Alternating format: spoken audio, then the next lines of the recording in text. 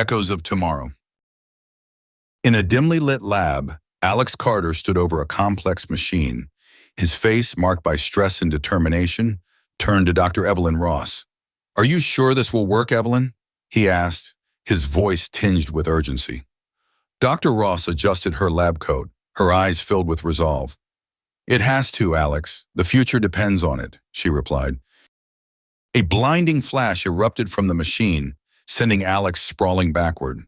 When the light faded, Mira Lee, an athletic woman with long raven black hair, stood before him. Her sharp eyes scanned the room. "What happened?" she demanded. Alex struggled to his feet, brushing off his jacket. "We did it. We sent the message back," he said, but his relief was short-lived. The Guardian, an androgynous figure with long silver hair and an aura of quiet authority, appeared in the doorway. "You've altered the timeline," the Guardian intoned, their voice a chilling whisper. "Now, you must fix it." Alex and Mira raced through the winding corridors of the lab, the Guardian hot on their heels. "We need to get to the extraction point," Mira shouted, her athletic build propelling her forward. Alex, determination etched on his face, nodded. "Lucas is waiting there.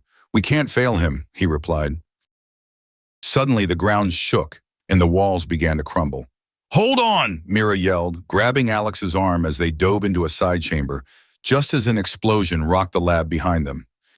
In the chaos, Alex spotted his son Lucas, a boy in his mid-teens with shaggy brown hair and a worried expression.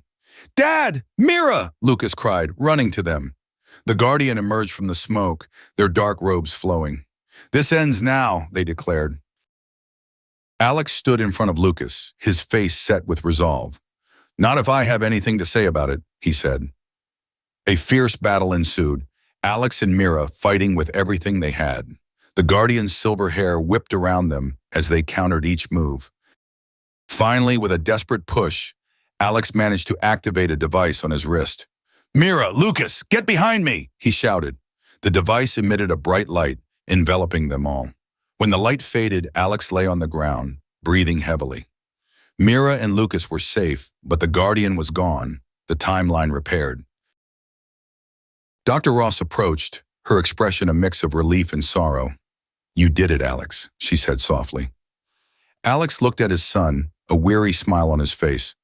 "But at what cost?" he murmured, the weight of his sacrifice heavy on his heart.